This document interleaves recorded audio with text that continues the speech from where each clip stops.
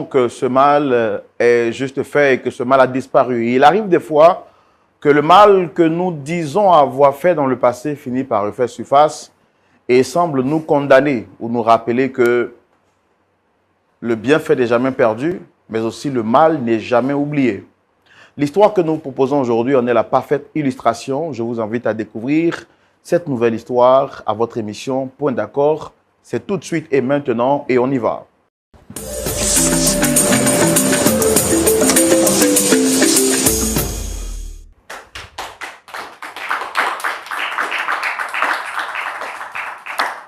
Nous voici à notre rendez-vous hebdomadaire. Très chers amis d'ici et d'ailleurs, recevez nos salutations les plus chaleureuses, mais également les plus distinguées. C'est avec joie, amour et beaucoup de bonheur que nous vous retrouvons, tout en espérant que votre semaine s'est très bien passée. Je suis encore à mon poste, Roland Sombo, comme toujours, comme d'habitude, votre ami, votre frère et votre serviteur. Et puis, quand Roland est là, les pasteurs consultants sont toujours à leur poste. Pasteur Ayetwali, pasteur Boko, shalom à vous. Shalom, mon frère Roland. Comment vous allez, pasteur? Très bien. Ouais, très content de vous retrouver. Moi aussi, hein. Pasteur Ayé. Shalom, Roland. Shalom. Bien débuté la semaine ou bien? La Oui. semaine se termine bien? Elle se termine bien. Ça n'a pas été facile, hein? Oh, L'église, la famille. je puis tout par celui qui me Je fortifie. puis tout par celui qui me fortifie. Et c'est ça la particularité du ministère. Ouais. Ce n'est pas nos forces, c'est le Seigneur. C'est lui qui nous fortifie. C'est lui qui nous fortifie. Et aujourd'hui encore, il va nous fortifier et nous donner surtout la sagesse qu'il faut pour parler, pour écouter d'abord, mais aussi pour parler avec justesse. Et tout ça par la grâce de Dieu. Est-ce qu'on peut recevoir nos visiteurs du jour, pasteur Aye et pasteur Boko? Oui. Ils peuvent venir. Ils peuvent venir. Celle qui vient, c'est une dame. Elle porte le prénom de Jamila. Et je voudrais qu'on l'encourage alors qu'elle nous rejoint sur ce plateau.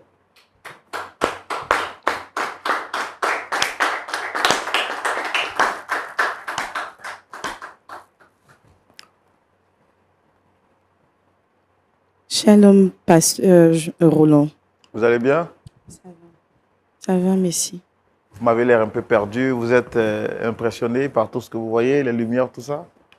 Non, c'est juste que je n'aurais jamais pensé un jour m'asseoir ici pour venir expliquer quelque chose. Ah oui, vous reconnaissez le plateau. Vous suivez l'émission? Oui.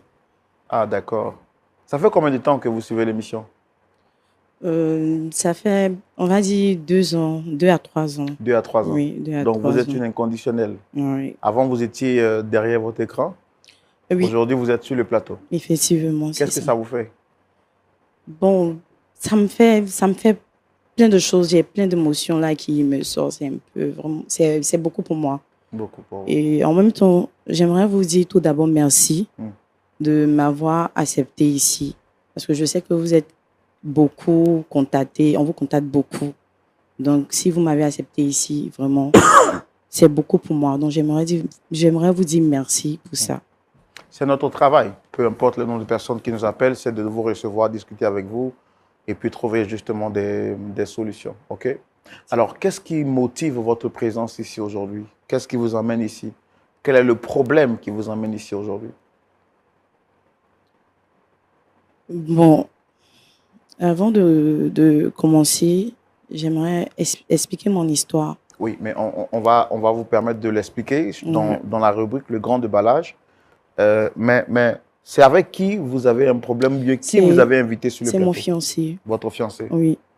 Et l'histoire qui vous oppose dure depuis combien de temps? Ça fait 3 mois. 3 mois? Oui, ça fait 3 mois. D'accord. Est-ce qu'avant de venir ici, vous avez tenté de parler avec d'autres personnes, des amis, des parents? Oui. On a essayé de parler avec les parents, les amis, tout le monde. On a tout essayé. Il n'y a pas eu gain de cause. D'accord. Donc, je suis là aujourd'hui pour... C'est mon dernier recours. Vous êtes mon dernier recours. Là, si je n'ai pas trouvé de solution, vraiment. Mais je sais que je vais trouver une solution. D'accord. Puisque vous avez la foi, nous également, nous avons la foi, puisque c'est pour ça qu'on est là. Trouver un point d'accord, un point d'accord. Souvent, c'est comme si point d'accord, alors que c'est point d'accord. Le point à partir duquel on se met d'accord. Voilà. Ce n'est pas le point où on n'est jamais d'accord. Non, absolument pas. C'est point d'accord. Voilà, un point d'accord. Ok, super. On va vous donner la parole dans la rubrique Le Grand Déballage. Mais avant, je voudrais vous poser la question. Est-ce que vous nous promettez sur ce plateau de dire la vérité, rien que la vérité? Bien évidemment, toute la vérité. Toute la vérité. Toute la vérité. Vous êtes prête? Oui. Nous y allons dans la rubrique Le Grand Déballage. Très chers amis, découvrons ensemble l'histoire de Dame Djamila. Alors, Dame Djamila, je vais vous demander de parler un peu plus fort et puis je vous donne la parole totalement pour nous expliquer votre histoire. Vous avez la parole. Je suis Miss Djamila, comme vous l'avez dit, Pasteur, vous dit l'entendez? tout à l'heure. Non. Je suis Miss Djamila, comme vous l'avez dit tout à l'heure. Mhm. Je suis d'une famille, à la base, d'une famille très aisée. Mais j'ai vécu beaucoup de choses dans mon enfance. N'ayez pas peur de parler, hein, vous avez une belle voix. Ça, est-ce qu'on vous l'a déjà dit? C'est difficile pour moi de... Je sais, mais est-ce qu'on vous a déjà dit que vous avez une belle voix? Souvent, Souvent. oui. Donc, sentez-vous libre de parler, n'ayez pas peur. Ici, ce n'est pas un tribunal, on n'est pas là pour vous condamner. Vous voyez, j'ai oublié de faire la présentation. Pasteur Boko, Pasteur Aye sont là pour vous écouter et après donner des conseils à la lumière de la parole de Dieu pour vous réconcilier. Vous comprenez, non? Donc, s'ils ne vous entendent pas, ils ne sauront pas comment trancher et comment vous donner des conseils. C'est pourquoi je vous demande de faire l'effort de vous libérer, sentez-vous libre. Ici, c'est chez vous, vous êtes chez vous et parlez. Moi, je suis votre frère, donc sentez-vous à l'aise de me parler comme si on était à la maison, ok?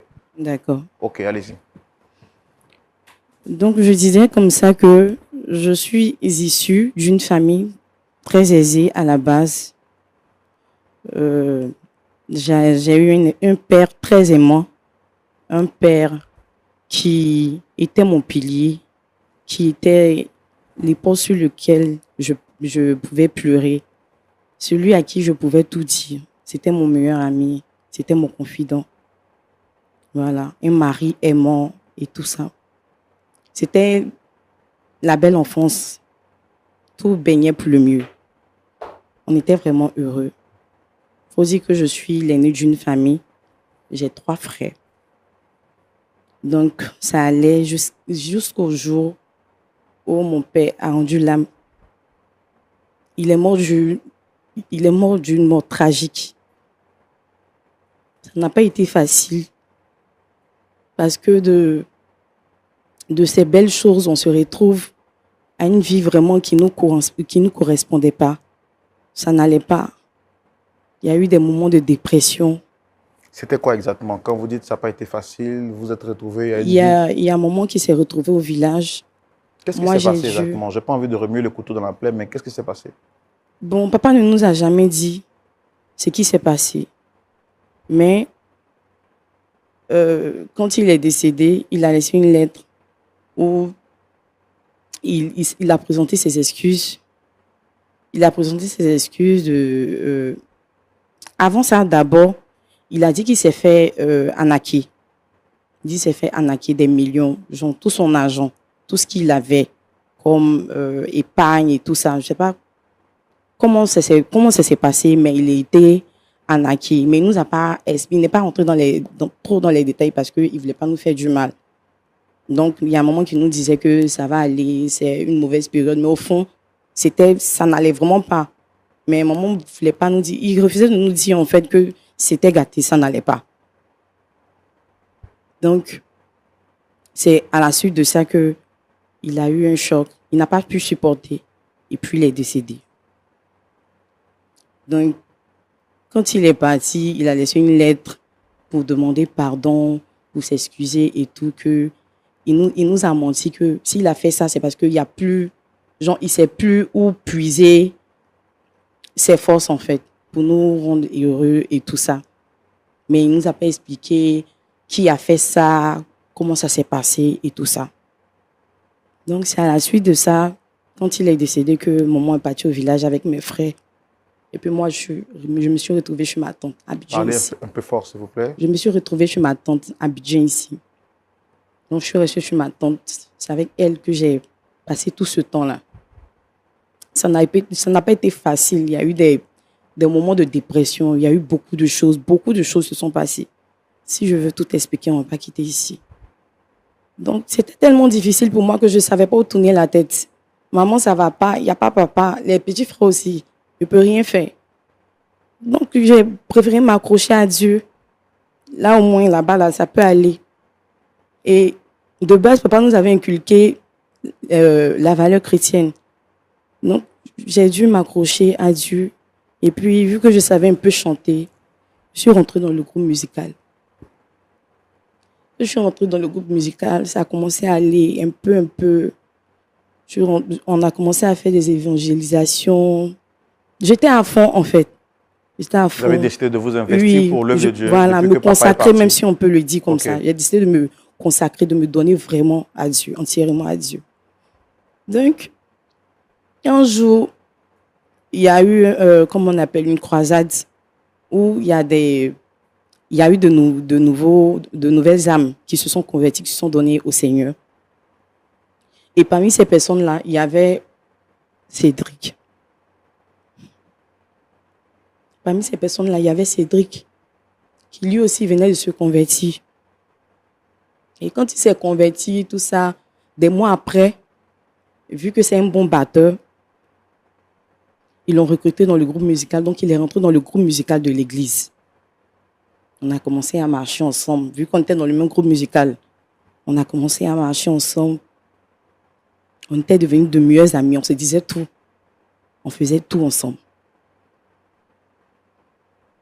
Et un jour, je pense que un jour ça a duré, ça fait des mois après, et puis il est venu à la maison. Il m'a dit, il veut me parler. Je lui ai dit, ok, vas-y. Il me dit, je veux que tu sois ma compagne. J'ai dit, comment ça, ma compagne? Donc moi, ça m'a cassé un peu, vu que c'est mon meilleur ami. Donc il me suis senti un peu trahi. J'ai dit que peut-être il est là pour quelque chose. Ça m'a fait bizarre. Il a dit, non, mais il ne peut pas accepter. Donc ce jour-là, je me suis fâchée, je suis rentrée, je suis restée à la maison. Lui, il est parti et tout. Il m'a rappelé encore, il insistait encore sur ça. Donc moi, pour me débarrasser de lui, parce qu'il insistait, pour me débarrasser de lui, je lui ai dit, va voir le pasteur. Et bizarrement, il est parti voir le pasteur. Moi, je ne m'attendais pas à ça. Je me suis dit, c'est pour me débarrasser de lui. Donc, il est allé voir le pasteur. Il a dit ce qu'il ressentait. Donc, papa m'a appelé. On a parlé et tout. Il m'a demandé ce que moi je veux. Je lui ai dit, moi, mon père m'a dit, le premier homme qui va avoir ma nudité, c'est celui qui va me marier. Donc, moi, je veux vivre la chasteté. Le gars a dit, il n'y a pas de problème. Donc, j'étais tellement stupéfaite que je dis, mais de nos jours, là, les hommes qui font ça, là, ils sont 1-1. Donc, qui va accepter ça, là? C'est comme ça que j'ai dit, ok, on va essayer quelque chose. Mais on va rester dans l'abstinence, il n'y a rien. On ne va pas avoir de rapport, on va marcher comme ça. Il a dit, ok, il n'y a pas de problème. Que lui, ça ne le dérange pas. C'est comme ça qu'on a commencé à marcher ensemble. On marchait ensemble, on marchait ensemble. Il a commencé à combler le vide, là. Le vide que mon papa a laissé avant de partir, là. Il a commencé à combler ça. Il était tout. Un grand frère. Il ne peut pas dire qu'il était tout. Il est tout, en fait. Si je parle au passé, c'est comme si je ne l'aime plus. Il est tout pour moi. Un grand frère, un ami, mon meilleur ami. Avec lui, j'oublie tout. En tout cas, toute cette douleur de depuis combien d'années, là, quand je suis avec lui, ça pèse. Donc, à la suite de ça, on a fait 2 ans ensemble, je précise, 2 ans. 2 ans en train de cheminer ensemble. Oui, on a fait 2 ans en train de cheminer ensemble. Et vous avez respecté votre parole de Oui, rester dans l'abstinence oui, durant oui. ces 2 ans? Oui, Vous êtes sûr? oui, on a respecté ça. Ok.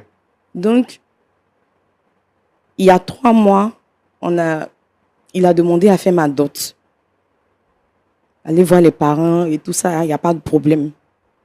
Donc, ils se sont mis d'accord et tout. Donc, dans 5 mois, il doit faire la dot. Après 2 semaines, il est devenu bizarre. Je lui demande, il y a quoi? Il ne parle pas. Il y a quoi? Il veut pas parler. Il m'évite. Donc, un jour, il est venu à la maison. Il me dit, je veux te parler. Je dis, ok, il n'y a pas de souci. Il me dit, il ne veut plus de la relation. Et tu veux plus de la relation comment? Il dit non, que lui veut plus de la relation, c'est tout ce qu'il a me dit.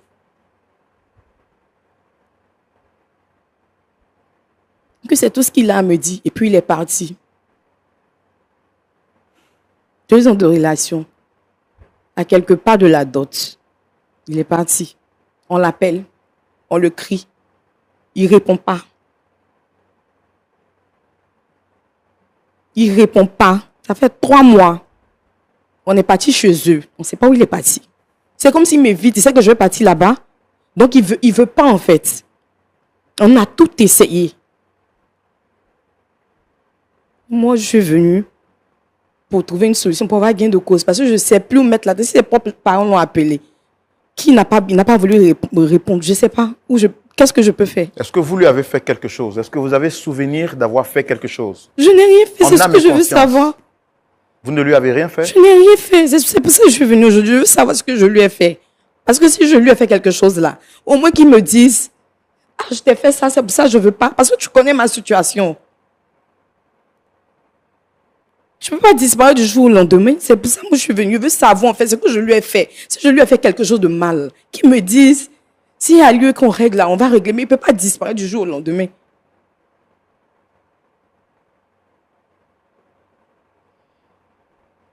Vous l'aimez profondément? Éperdument.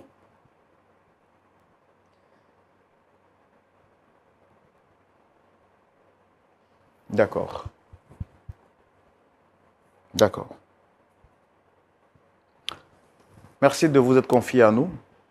Pasteur Ayotwali, Pasteur Boko, voici l'histoire que nous raconte notre sœur Jamila.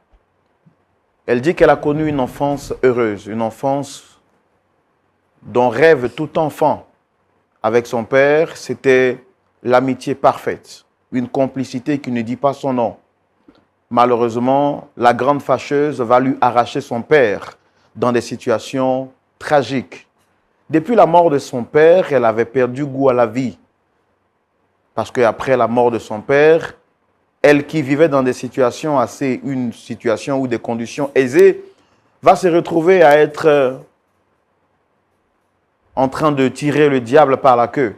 Sa mère va se sentir ou va se voir dans l'obligation d'aller au village avec ses autres frères et elle va habiter chez l'une des parents de sa mère. Les situations auxquelles elle n'avait pas pensé vont devenir son quotidien. La vie devient en un mot difficile pour elle. N'ayant autre chemin ou autre recours que de s'appuyer au Seigneur, elle décide de faire de l'Éternel son abri sûr. Elle s'accroche à la foi chrétienne et garde les enseignements que son père va lui donner. Elle décide donc de s'investir dans l'œuvre de Dieu. Prière, évangélisation, sortie chrétienne sont devenues désormais son quotidien. Et c'est dans l'église qu'elle fréquente qu'elle va faire la rencontre de Cédric, un frère en Christ qui va devenir son meilleur ami, avec qui elle va parler de tout et de rien pour oublier ses douleurs ou les douleurs que la vie lui a imposées.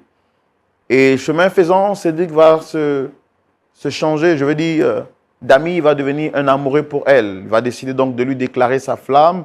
Elle décide de lui annoncer ses principes, mais Cédric, étant un jeune sérieux, décide donc de marcher avec elle selon ses convictions, c'est-à-dire de ne point avoir de rapport jusqu'au mariage. 2 ans durant, ils vont vivre dans la chasteté et par la suite décider de passer à l'étape supérieure, c'est-à-dire au mariage. Elle était très heureuse, Cédric également était très heureux, mais après, quelque temps après, Cédric décide donc de renverser sa veste et lui dit qu'il ne veut plus d'elle. Ce qui lui fait mal, c'est qu'elle aurait voulu que Cédric lui dise les raisons. Mais aucune raison n'est avancée par ce dernier. Grave, il disparaît de la situation. Ses parents ont parlé, les parents de Cédric ont parlé, même son pasteur est allé jusqu'à se prononcer, mais Cédric dit qu'il ne veut plus d'elle. Elle vient sur notre plateau pour dire à Cédric qu'elle l'aime toujours.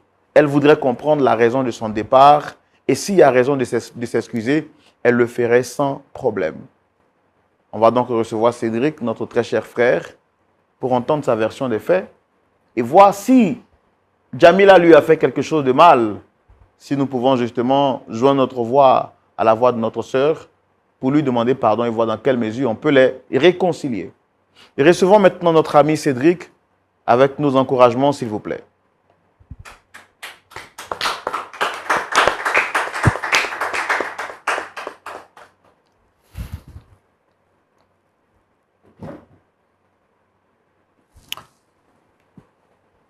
Monsieur Cédric, shalom. Shalom, frère Roland. Vous allez bien? Oui, ça va très bien, par la grâce de Dieu. Merci de répondre à notre invitation. Vous connaissez déjà mon nom. En face, vous avez le pasteur Ayetwali et le pasteur Boko, qui sont pasteurs consultants de l'émission. Et puis, avec nous sur ce plateau, j'ai en face de moi Dame Jamila. Je voudrais vous demander, est-ce que vous la reconnaissez? Oui, je la connais très bien. Quels sont vos rapports? Quels sont les liens et quels sont les rapports qui vous lient? Jamila, c'est une sœur de l'église, une amie pour moi. Pas plus. En dehors des rapports spirituels ou fraternels qui vous lient, est-ce qu'il n'y a pas d'autres rapports en dehors de ces deux-là? Non, il n'y a pas d'autre rapport. Le seul lien qui est là, c'est l'amour fraternel. Elle est simplement une amie pour vous? Oui, une amie. Cédric. Cédric, Il y a quoi? moi je suis une amie pour toi. Tu es qui? Moi je suis une amie pour toi. Jamila, tu es qui pour moi? Je pensais que cette histoire, on avait réglé ça. Je pensais que cette histoire, on avait réglé ça. Tu as quel problème? C'est forcé de te marier? C'est forcé de t'épouser? Je t'ai dit que je veux plus de cette relation. Il y a quoi? Pourquoi tu me fais ça? Il y a quoi? Ou bien tu me penses fais que c'est ça, en venant ici que tu vas régler quelque chose? Je t'ai dit, je veux plus de cette relation. Je veux plus de cette relation. Je veux plus. Jamila, je veux plus. Je veux plus. Pour toi c'est un jeu. Si tu veux, tu peux voir ça comme un jeu. Pour toi, Mais c'est je un t'ai dit jeu. que je veux plus. Le mariage, je t'ai bien dit que c'est une histoire de vie. Je ne veux pas faire de mauvais choix. Et là, j'ai compris que j'ai fait un mauvais choix. Donc, je veux plus. Tu veux que je te dise en quelle langue?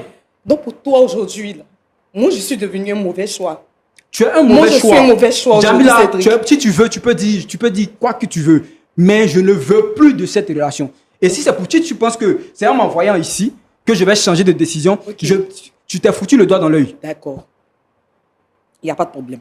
Je veux savoir, tu veux plus de moi, je veux savoir ce que je t'ai fait. Parce que tu ne peux pas te lever du jour au lendemain, après 2 ans de relation, à quelque part de ma dot, tu vas me dire que tu veux plus de la relation. D'abord, tu disparais, tu fais 3 mois, tu ne donnes pas de tes nouvelles. Jamila, que tu je veux t'ai fait t'asseoir sur quelque le chose ou plateau pas? ici. Que je t'ai Cédric, que je toi, mais t'ai si je t'ai fait quoi? J'aime pas ça. Hein. Je vais te taper. Depuis 2 ans, je t'ai jamais À tapé. ce point, Je vais te taper. Je vais te taper. tu es un monstre. Je t'ai dit que tu as ce fait quelque point, chose ou Cédric. pas. Je t'ai dit que je ne veux pas de cette relation. Je veux même plus d'explications. Je veux plus de... Écoutez, monsieur, si c'est pour ça que vous m'avez envoyé ici, laissez-moi partir. Laissez-moi partir parce que je ne veux plus parler de cette histoire. Je ne veux même plus parler de cette histoire. Je ne veux plus entendre parler de Jamila ou quoi que ce soit. Est-ce qu'elle vous a fait quelque chose, monsieur? Ça, là n'est pas le problème. Je ne veux pas, je ne veux plus, je ne l'aime plus. D'accord. Bon, attendez. Est-ce que vous l'aviez au moins une fois aimée? Ça fait combien de temps? Bon. Est-ce que vous reconnaissez quand même avoir cheminé avec elle pendant 2 ans? C'est ce qu'elle nous a dit sur ce plateau. Est-ce que vous le reconnaissez? J'ai cheminé avec Jamila pendant 2 ans. Mais je dis, je ne veux plus de cette relation. Comment vos rapports ont commencé? Comment ce cheminement a commencé? Est-ce que tu sais ce que tu représentes pour moi au moins, Cédric? Jamila, je ne vous entends pas. Est-ce que vous Est-ce pouvez que, pas... tu sais ce que tu représentes pour moi au moins? Jamila, Tu viens dans ma Jamila, vie. Est-ce que tu sais la place que tu occupes dans ma vie? J'occupe quelle place dans ta vie? J'occupe quelle place dans ta vie? Cédric, tu sais pas que j'ai perdu mon papa? C'est moi qui ai tué ton père. Non, dis-moi, c'est moi qui ai... Dites-moi si c'est moi qui ai tué ton père. C'est moi qui ai tué ton papa.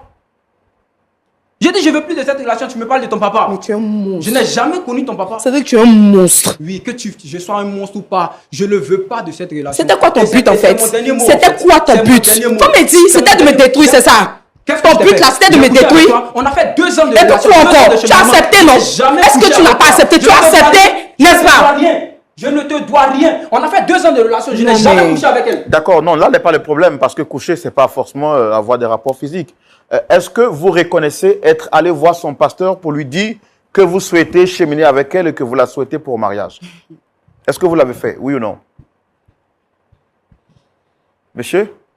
Je suis allé voir le pasteur. Oui. Parce qu'elle m'a demandé d'aller voir le pasteur. D'accord, Premièrement, quand je lui ai dit, elle a refusé. Je suis allé voir le pasteur. d'accord. Premièrement, quand vous J'ai lui pas avez fini dit... par accepter. Non, attendez. Premièrement, quand vous lui avez dit, elle a dit non, c'est ça? Mais je veux que vous situez les choses dans le contexte. Pourquoi est-ce qu'elle a dit non au départ? Comment est-ce que vos rapports ont commencé? Comment est-ce que le cheminement a commencé? C'est vrai que j'ai entendu sa version, mais je veux vous écouter, vous. Est-ce que c'est elle qui est venue vers vous? Monsieur, non, répondez à cette question-là d'abord. Écoutez, Oui. écoutez, monsieur. Je sais pas, Roland ou quoi. Je sais pas. Non, c'est pas, je sais pas. Mon nom, vous êtes venu. Non, non, monsieur, parce que là, je vois que vous m'avez envoyé ici pour m'humilier. Je sais pas si c'est. c'est pas une question d'humiliation. C'est pas une question d'humiliation. Je sais pas. Est-ce que vous êtes marié, non? C'est une conversation. Répondez-moi. Est-ce que vous êtes marié? La réponse à une question Non. n'est pas une question. Vous êtes marié? Non, non, je vous ai posé une question. Est-ce que vous êtes marié? Moi, je vous ai Répondez-moi. posé une question, vous m'avez pas répondu. Répondez-moi. Vous ne pouvez pas me poser d'autres Tu questions. m'appelles pas. Hein. Monsieur, Tu ne m'appelles monsieur, pas. monsieur, Tu ne s'il vous m'appelles pas. Tu Monsieur, comprends? monsieur. Répondez-moi. Est-ce que vous n'êtes pas marié? Oui, je suis marié. Est-ce qu'on vous a forcé à vous marier? Personne ne m'a Mais forcé. pourquoi vous voulez me forcer à me marier? Personne ne vous force, monsieur. Mais là, c'est de l'abus. Maintenant, vous me forcez Je à me suis marier. en train de communiquer avec vous. Je suis en train de J'ai dit dialoguer. que je ne veux pas de communication. Je ne veux même pas parler de ça. En bon français, ça s'appelle du dialogue. Et le dialogue se passe en deux personnes. Je suis en train de vous poser des questions. Si vous avez accepté de venir sur ce plateau, c'est parce que vous voulez qu'on échange. La preuve en est, je ne vous ai pas mis une corde au cou, vous forcez pour être ici. C'est parce que vous avez donné votre aval, n'est-ce pas, votre caution, que nous sommes en train de discuter avec vous. Donc, je voudrais, s'il vous plaît, en toute humilité, si ma posture ou bien notre procédure ne vous convient pas, je m'excuse. Et là, je comprends que vous êtes mal à l'aise dans cette posture. Là, je voudrais m'excuser. Mais je veux que vous m'offriez quand même cette lucarne, cette possibilité de discuter avec vous. C'est tout ce que je vous demande. Alors, s'il vous plaît, faites-moi l'honneur et le plaisir de répondre à mes questions. Est-ce que c'est elle qui est venue vers vous, oui ou non? C'est moi qui suis allé vers elle. D'accord. Maintenant, expliquez-moi comment ça s'est passé et pourquoi on en arrive là. C'est tout ce que je vous demande, monsieur. Ok. J'ai connu Jamila à l'église. Et je lui ai dit, je veux marcher avec elle. Je veux la marier. Il n'y a pas de souci. Elle a dit d'aller voir le pasteur, je suis allé voir le pasteur. Elle a dit d'aller voir les parents, je suis allé voir les parents. Et là, moi, je dis que je ne me sens plus dans ce cheminement-là. Est-ce que vous... Je ne veux pas. Ok. Vous ne vous sentez plus. Je ne me sens plus. Au départ, vous vous sentiez. Oui. Mais maintenant, Mais non. maintenant, vous ne vous sentiez pas. Oui, je Vous ne vous- me sens plus. D'accord. Est-ce qu'il y a quelque chose qui a milité à cela? Est-ce qu'en fait, ce changement de sentiment brusque et soudain, puisqu'elle a dit quelque chose d'important, elle a perdu son père. Ça, vous le savez. Répondez-moi simplement, oui ou non. Oui, oui, je sais ça. D'accord. Et elle nous a dit sur ce plateau que quand son père est décédé, c'est lui qui a réussi à redonner goût à la vie. Après le décès de son père, c'était vous. Et elle a accordé dans son cœur, elle vous a accordé une grande place. Puisque vous n'étiez pas seulement qu'un futur mari, vous étiez un frère, vous étiez un père, et vous étiez aussi un cheminant. Soudainement et brusquement, vous lui dites que vous ne voulez plus de la relation. Du coup, ça réveille les souvenirs du décès de son père. Elle vient sur ce plateau pour comprendre. Elle est prête même à s'humilier et demander pardon si elle vous a choqué ou elle vous a offusqué. Maintenant, moi, je voudrais vous poser une question en tant que frère. C'est vrai que vous m'avez crié là-dessus, mais ça, ce n'est pas un problème. Nous, on est habitués à ça. C'est notre travail et on le fait depuis longtemps. Je voudrais vous poser une question en âme et conscience. Mon frère, Cédric, je me permets de vous appeler frère parce que j'estime que vous êtes un frère pour moi. Est-ce qu'en dehors de tout ce que vous êtes en train de nous dire sur ce plateau, est-ce qu'il y a d'autres choses? Vous dites que vous ne l'aimez plus. Ça veut dire que vous l'avez une fois aimé. Est-ce qu'il y a d'autres choses qui a pu militer à ce changement soudain et brusque qui fait que vous mettez Jamila dans une situation inconfortable?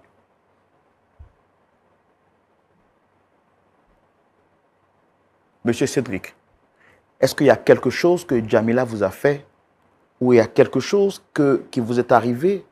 Est-ce que vous avez fait la rencontre d'une autre personne ou est-ce qu'il y a un autre événement que personne ne sait ou bien que vous n'avez pas dit qui peut justifier cet acte, qui blesse Jamila?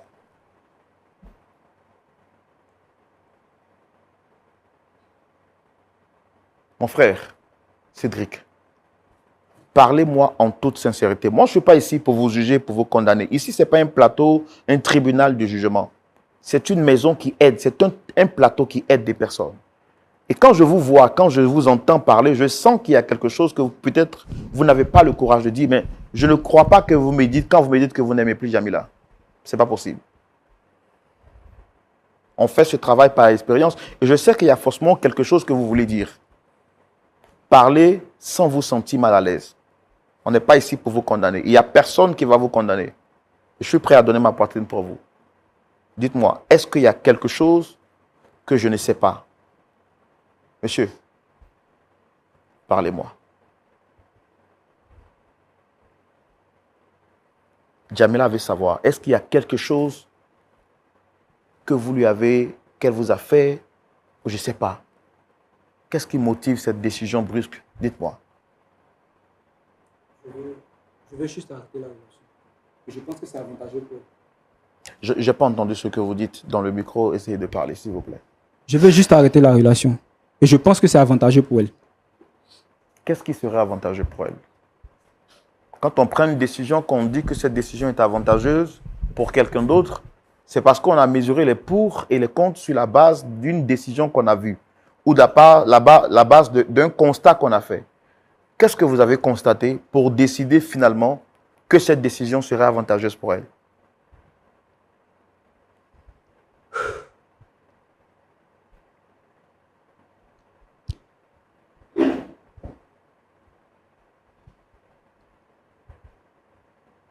N'ayez pas peur de me parler, monsieur. N'ayez pas peur de me dire la vérité. Ici, c'est le plateau de la vérité. Tous ceux qui sont venus, qui ont confessé, qui ont dit la vérité, ont fini par être aidés. Je pense que Dieu vous donne une opportunité en or. Monsieur, s'il y a quelque chose, autant le dire et on saura comment est-ce qu'on pourra aider Djamila par la suite. Dites-moi, qu'est-ce qu'il y a?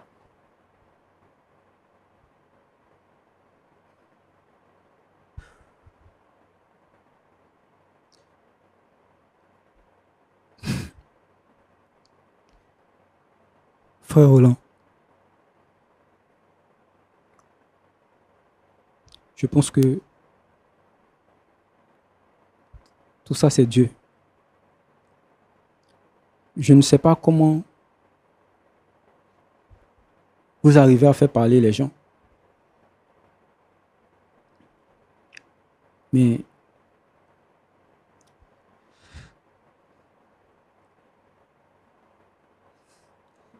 ce secret, je le transporte depuis plus de 3 ans. Et je l'ai gardé entre Dieu et moi. Essayez de parler plus fort. Essayez de parler plus fort. Mon frère Cédric, le Seigneur ne vous condamne pas. Peut-être votre conscience vous condamne ou bien peut-être quelqu'un d'autre pourrait vous condamner. Mais moi, ici, il est pasteur avec moi. Nous sommes là pour vous aider. Parlez et dites-moi, qu'est-ce qu'il y a? En fait, moi, Cédric, je ne suis pas issu d'une famille riche. Et mes parents se battaient chaque année pour me scolariser. Et c'est comme ça, vu la souffrance de mes parents, j'ai un groupe d'amis qui m'ont montré quelque chose. Et j'ai voulu essayer cette chose-là. C'était quoi cette chose?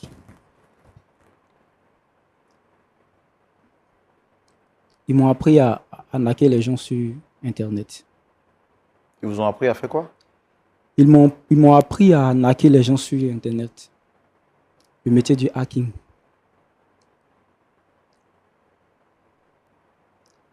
Et dans les débuts, je le faisais pour me scolariser moi-même. Mais arrivé un moment, c'est devenu mon quotidien. C'est-à-dire, je ne le faisais plus pour payer mes coûts, mais je le faisais pour avoir de l'argent.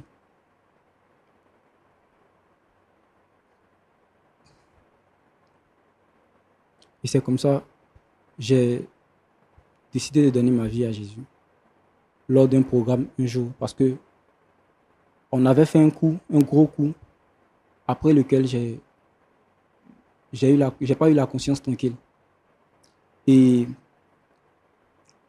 j'ai décidé d'arrêter tout. Et c'est comme ça, le jour d'une croisade, le pasteur a prié, il a prêché, et j'ai décidé de donner ma vie à Jésus. Pendant cette croisade, le pasteur a prié pour nous. Et effectivement, j'ai commencé à servir à l'église. Et cette amie-là, qui était avec moi, elle me suivait, on priait ensemble. Je suis même rentré au groupe musical parce que j'étais un batteur, je savais jouer à la batterie. Rapprochez le micro et parlez un peu fort. Parce que je savais jouer à la batterie, j'étais un batteur. J'ai commencé à servir. Et elle et moi, on avait des temps de prière. Elle m'encadrait très bien. Et c'est comme ça, une fois, j'ai décidé de lui dire que je veux marcher avec elle. Quand je lui ai dit que je voulais marcher avec elle, elle a refusé.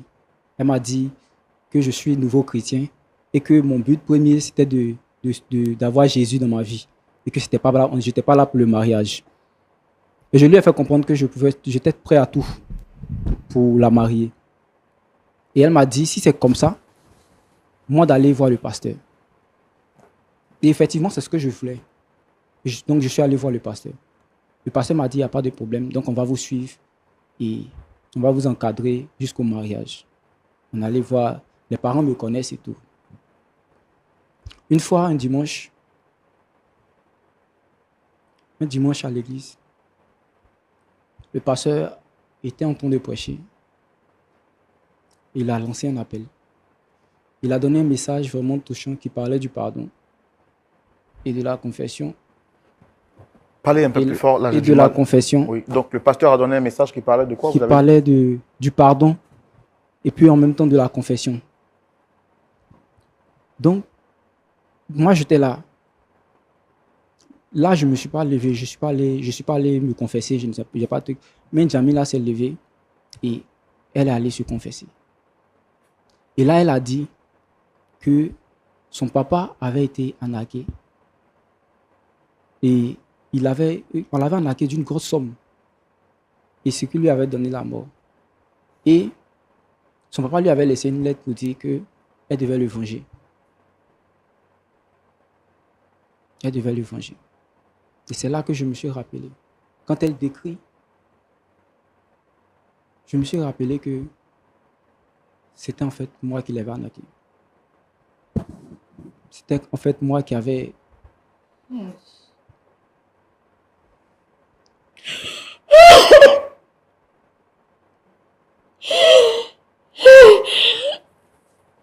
C'était vous qui avez fait quoi, vous avez dit? C'était moi qui avais vidé son compte. J'avais vidé son compte et après ça, j'ai décidé de sortir de là. C'est comme ça que le programme... Non, attends, Jamila, pardon, Jamila, pardon,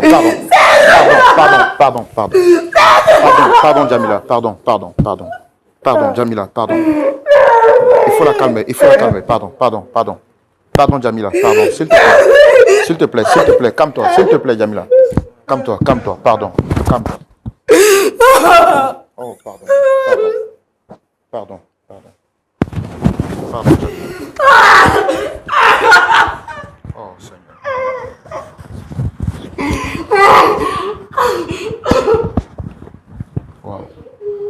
Wow.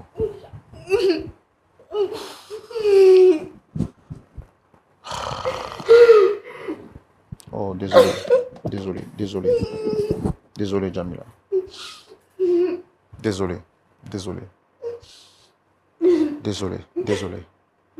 Je peux avoir de l'eau, s'il vous plaît? Désolé, s'il te plaît, calme-toi. Désolé.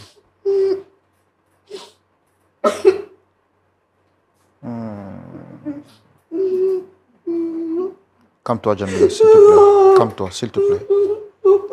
Calme-toi, s'il te plaît. Oh, désolé. Je peux avoir de l'eau rapidement, s'il vous plaît? Calme-toi, s'il te plaît, Jamila, s'il te plaît, sois forte. Sois forte. Ah ben bon, c'est... Merci. Vous pouvez essayer de boire, s'il vous plaît. Oh, calme-toi, s'il te plaît. Pardon, s'il te plaît. Faut te calmer, s'il te plaît. Calme-toi. Tu veux boire un peu? Vas-y.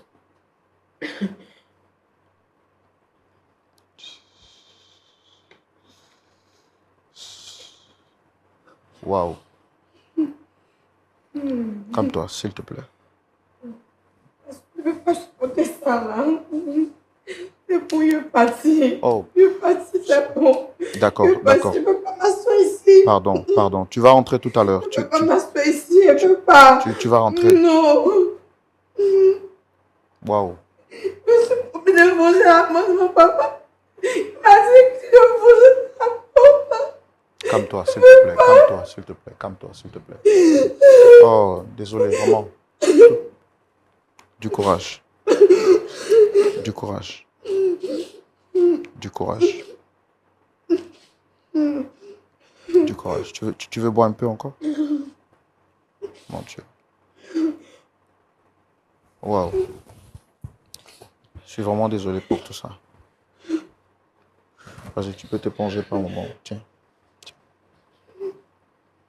Tu vas quand même écouter les pasteurs et puis on va prier pour toi, tu vas rentrer.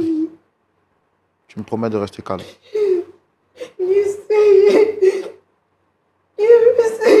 Si tu veux pleurer autant de fois que tu veux pleurer, vas-y. Faut te libérer. Ok? Calme-toi, s'il te plaît. Non, calme-toi, s'il te plaît, s'il te plaît. S'il te plaît.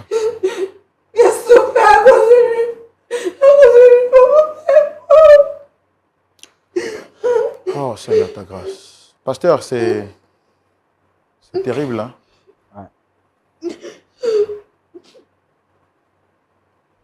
Bon, on ne s'attendait pas aussi à entendre une vérité assez cruelle. Pour moi, je me disais que peut-être qu'il avait découvert une autre femme. Et on entend une vérité assez triste comme ça. Mais bon, c'est ça, sur le plateau, on ne peut pas aussi mentir. Donc, calme-toi, Jamila, calme-toi. Tu comprends? Je comprends ce que tu vis, je comprends le choc que tu as reçu. Mais le mal est déjà fait. Et là, ce qu'il nous faut, c'est de t'aider par la prière. Sois forte. Tu veux bien qu'on écoute les pasteurs et prier pour toi? Tu me promets de rester calme?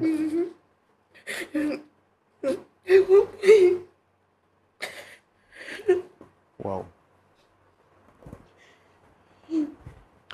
Je voudrais m'excuser auprès des téléspectateurs. Ce sont les aléas du direct lorsque nous sommes sur ce plateau, des situations imprévues qui arrivent et nous sommes obligés de les gérer justement pour aider nos invités qui nous ont fait confiance et nous savons que Dieu pourra justement nous aider à trancher cette histoire. Je pense que vous avez compris.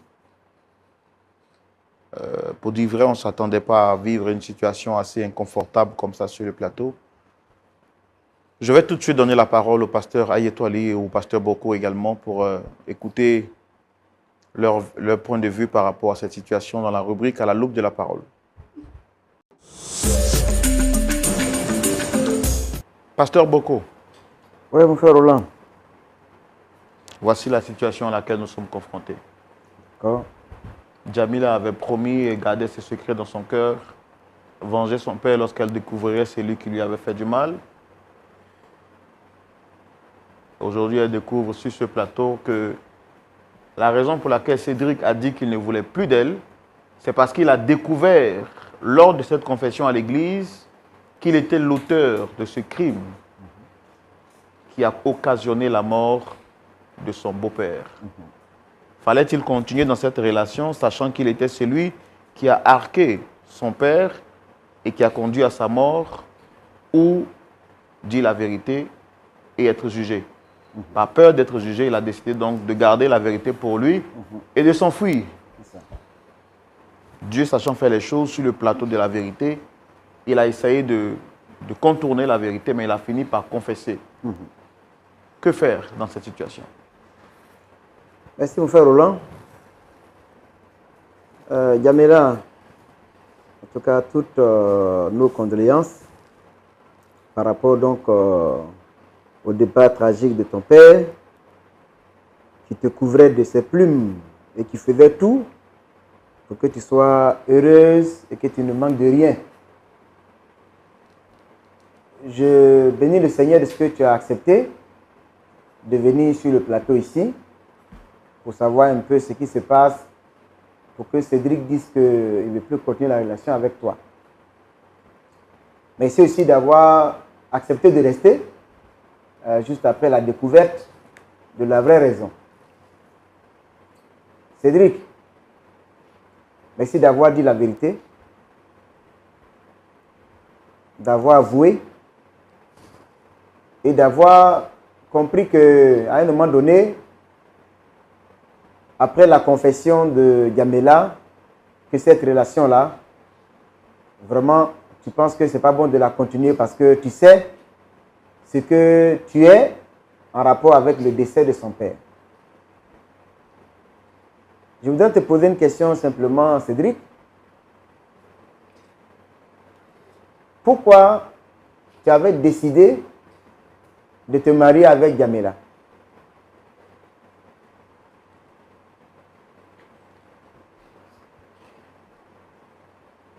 Qu'est-ce que tu voulais faire de Yamela en voulant te marier avec elle?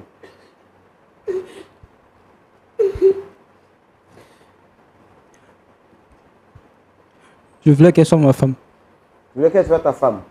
Qu'est-ce que ça signifie pour toi le mariage? C'est-à-dire un homme qui marie une femme. Qu'est-ce que ça signifie? Qu'est-ce que ça signifie pour toi?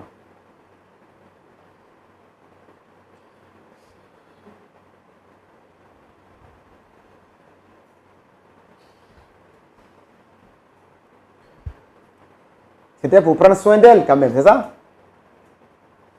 Hein, Cédric? Qu'est-ce que Jésus fait pour l'Église en tant que...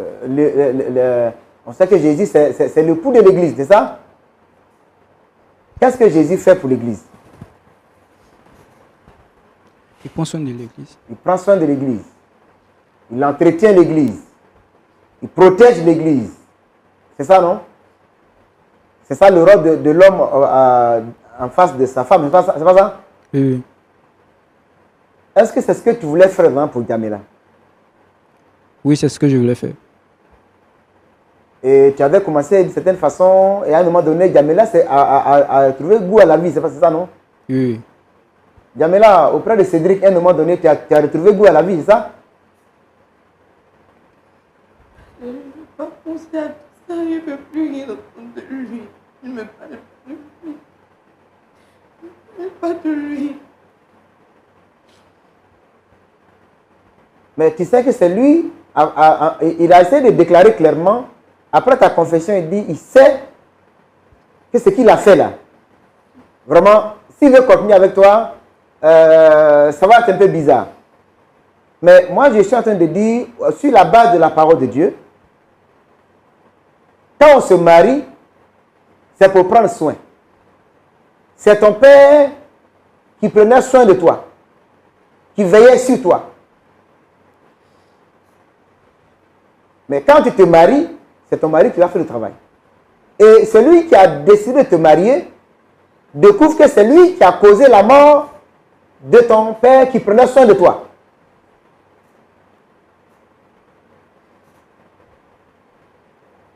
C'est vrai, c'est tragique. Mais puisque celui qui a causé la mort de ton père, par rapport à l'acte qu'il a causé, maintenant s'il se marie avec toi, en réalité, il prend la place de ton père. Ça semble facile, ça?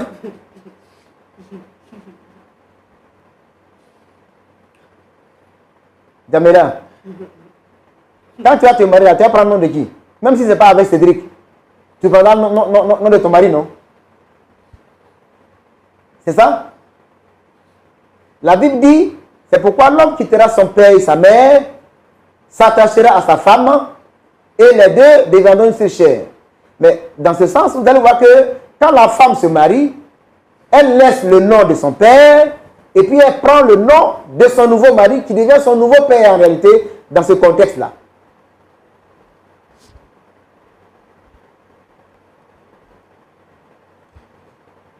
Si tu n'avais pas découvert cette vérité-là, d'ailleurs, tu étais venu pour qu'on puisse vous réconcilier, c'est pas ça? Hein, Yamela? C'est ça, non? Tu as découvert la raison pour laquelle il ne veut pas continuer. Et tu aimes bien Cédric, ça? Tu l'aimais avant. C'est ça, non? Tu l'aimais avant la découverte de la vérité, c'est ça? C'est plus important, c'est plus important. On a c'est plus important. Jamila, vous pouvez Mais est-ce parler. que tu as prié même Est-ce que tu as prié même dans le micro. En fait, dans tous vos discours, est-ce que tu as prié même par rapport, quand Cédric est venu vers toi, tu l'as dit d'aller voir le pasteur, est-ce que tu as prié même pour demander, est-ce que c'est la volonté de Dieu que tu es marié avec lui-même?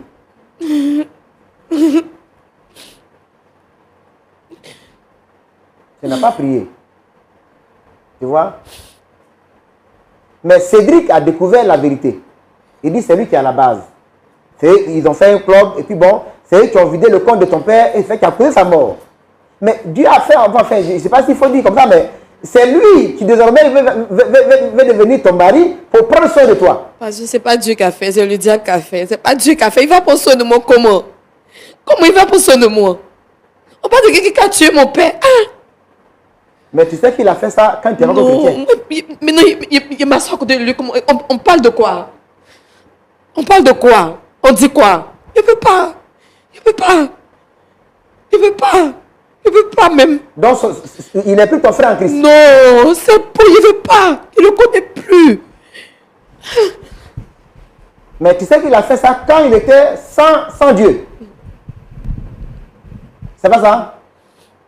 Est-ce qu'il y a un péché que Dieu ne pardonne pas? Hein, Jamila? Dieu va le pardonner. Moi, il ne peut pas le pardonner. Non. Il ne peut pas. Il ne peut pas le pardonner. Il ne peut pas. Donc, tu as fermé la porte totalement à Cédric. C'est parce qu'il y a beaucoup d'hommes. Sinon, même, il pouvait le poignarder, même s'il y avait quelque chose à côté de moi. Il pouvait prendre quelque chose pour le poignarder, pour le blesser. Et puis, quand tu as fini de faire ça, qu'est-ce que tu gagnes? Est-ce que ton père reviendrait après ça? Ça va me soulager parce qu'il a promis ça à mon papa. Ça va me soulager.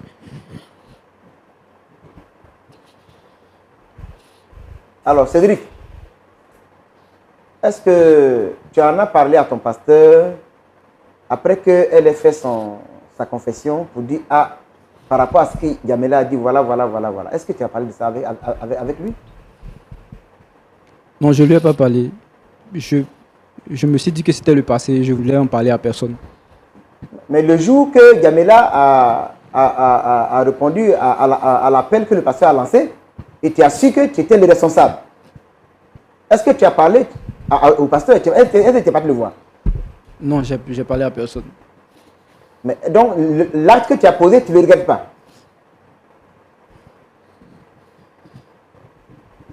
Tu gardes ça sur toi? Mais comment Dieu te pardonne après avoir posé un tel acte? Tu as un berger et c'est à lui Dieu a donné la révélation et puis il a lancé l'appel après le message. Il était bon d'aller voir le pasteur. Ah, voilà ce qui s'est passé. Et la jeune sœur avec laquelle il est marié, en réalité, voilà ce qui s'est passé. Certainement, le pasteur aurait appelé Yamela, parlant avec elle, pour qu'effectivement, et puis tu disparais dans la nature. Et voilà la situation, ça te rattrape. Quand on pêche, on reçoit le pardon après avoir reconnu qu'on a péché et demandé pardon. Mais tu as fui. Et tu dis non, je n'ai plus la relation. Tu es venu encore mettre aujourd'hui là, encore le poignard dans le cœur de Yamela. Qu'est-ce que tu décides de faire maintenant?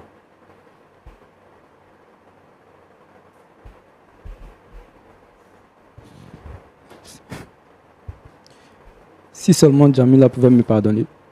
Si elle pouvait te pardonner. Mais tu vois la démarche. Tu vois la démarche que tu as adoptée. Vous avez le même pasteur. Et c'est le pasteur quand il apprend le message, Yamela est venue faire une confession de foi.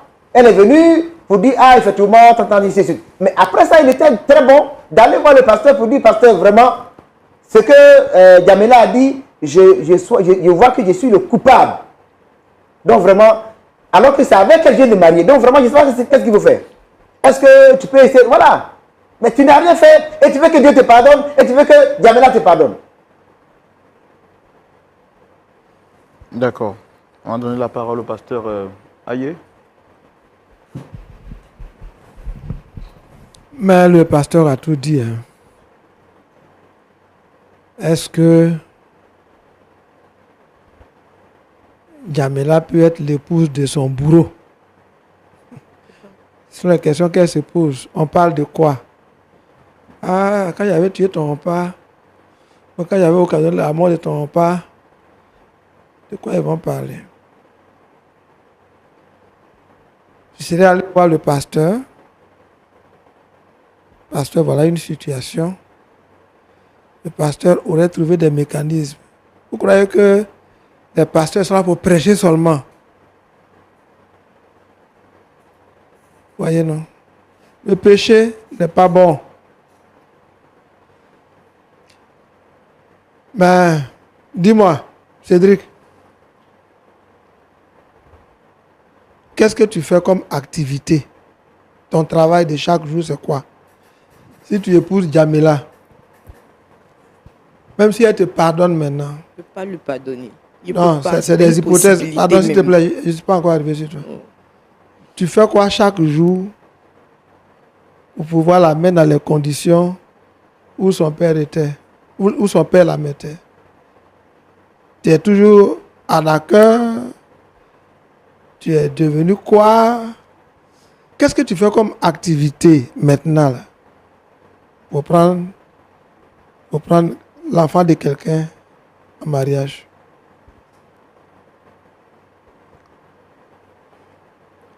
Bon, actuellement, je suis graphiste.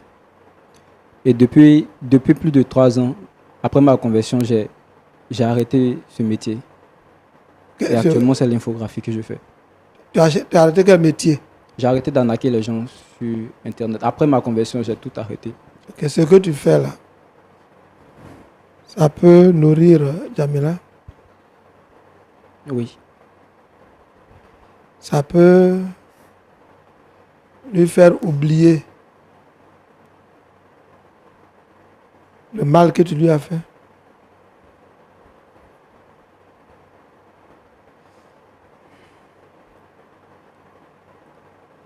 On n'épouse pas une femme juste pour l'épouser. On épouse une femme pour lui faire oublier le malheur de sa vie. Quand Rebecca est entrée chez Isaac, il n'y a pas longtemps qu'il avait perdu sa mère, Sarah. On dit, il a été consolé. Quand tu rentres dans sa vie, elle a été consolée, mais tu viens de la poignarder maintenant. Est-ce que tu peux la consoler? Tu veux le pardon? Au début, c'est toi qui ne voulais rien d'entendre. Le frère Roland a tout mis en œuvre pour te faire parler. Maintenant, elle sait que c'est toi son bourreau. Tu demandes pardon. Ok. Mais est-ce que tu peux l'amener à dire, ah, dans la maison de ce monsieur, j'ai oublié la mort de mon père. Joseph a souffert des années durant, mais arrivé en Égypte, il a souffert encore. Quand il a eu son premier fils, il l'a appelé Manassé. Il dit, toi tu t'appelleras Manassé parce que Dieu m'a fait oublier les souffrances de la maison de mon père. Est-ce que tu es capable de lui faire oublier? Tu es capable de l'aider un jour à dire, ah, à travers la mort de mon père, j'ai trouvé l'homme qui m'a consolé et qui m'a fait oublier la mort de mon père. Si tu peux faire ça, nous sommes prêts à t'accompagner. Parce qu'elle dit, elle ne sait pas de quoi vous parlerez dans ce foyer-là. Mais si tu peux le faire, si tu vas, tu réfléchis, que tu dis, j'ai tué son père, et je vais lui faire oublier ça. Je vais la consoler. Nous sommes prêts à t'accompagner. Mais on ne peut pas l'obliger par des belles phrases à épouser son bourreau, le bourreau de son père, qui va devenir elle-même son bourreau. D'accord, pasteur. Je m'arrête là. Tout est entre tes mains. Si tu l'aimes, comme l'a dit Roland, tu dois pouvoir faire pour elle ce que Christ a fait pour l'Église. Te sacrifier pour la rendre glorieuse, sans tache, ni ride, ni rien de semblable.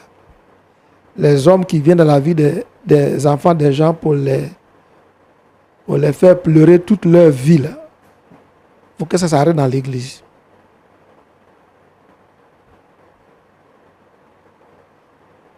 Quant à toi, Jamila, parle avec le pasteur. Tu ne peux pas vivre avec les ressentiments le reste de ta vie.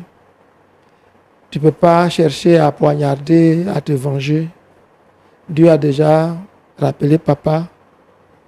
Il a un moyen pour te consoler. Si c'est par Cédric, il s'arrangera. Je connais un couple. Le monsieur qui avait poignardé est devenu la consolation de la famille. Si ça peut se passer pour toi, que la gloire revienne à Dieu. Si ce n'est pas Cédric, que Dieu te donne quelqu'un qui va te faire oublier la mort de ton papa. Mais nous souhaitons que celui qui a fait la plaie soit celui qui la guérisse. On est prêt à vous accompagner par nos prières et par nos conseils. Merci, pasteur. Cédric, quel est votre mot de fin après avoir écouté les pasteurs? En quelques secondes, s'il vous plaît.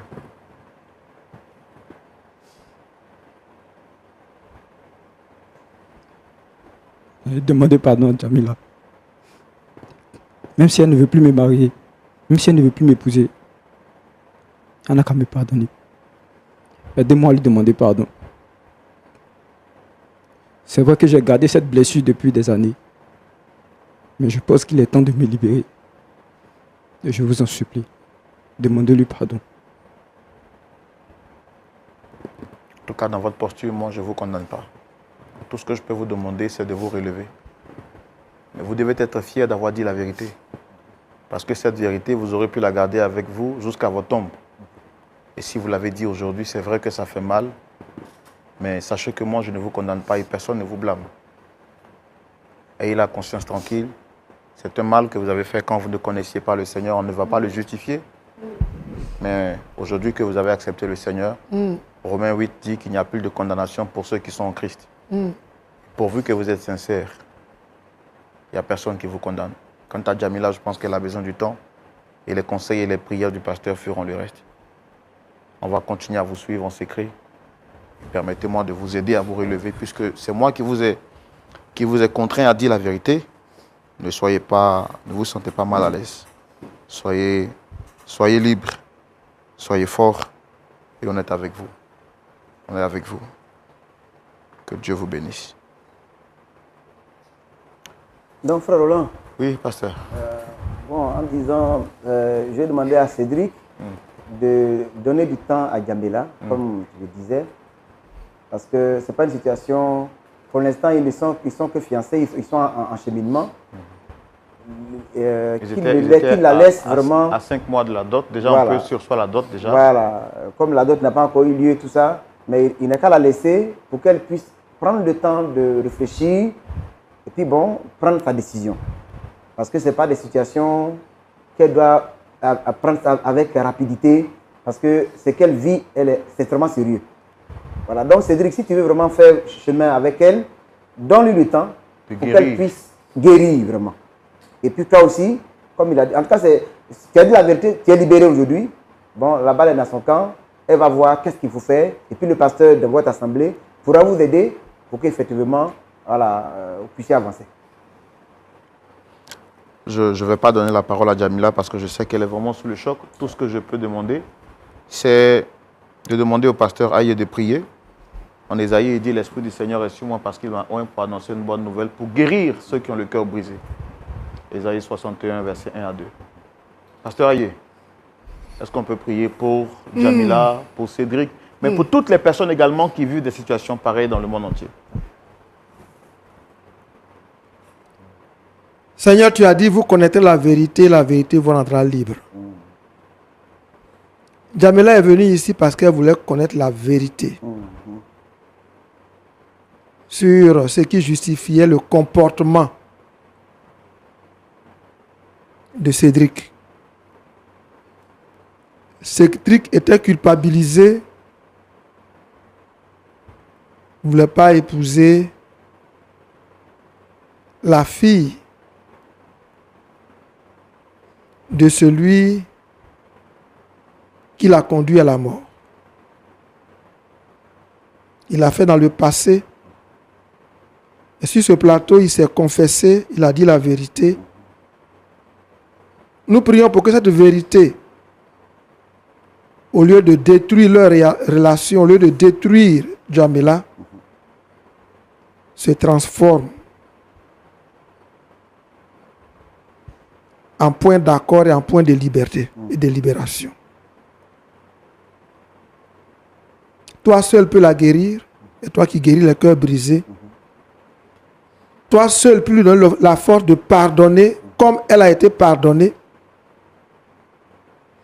Tu as pardonné à Cédric, mais aujourd'hui il voit qu'il a détruit une vie. Mais Djamila témoigne que il avait rebâti cette vie. Il en a les moyens. Guérit le cœur de Djamila et donne à Cédric la force de continuer à guérir et à redonner le goût de la vie à Djamila.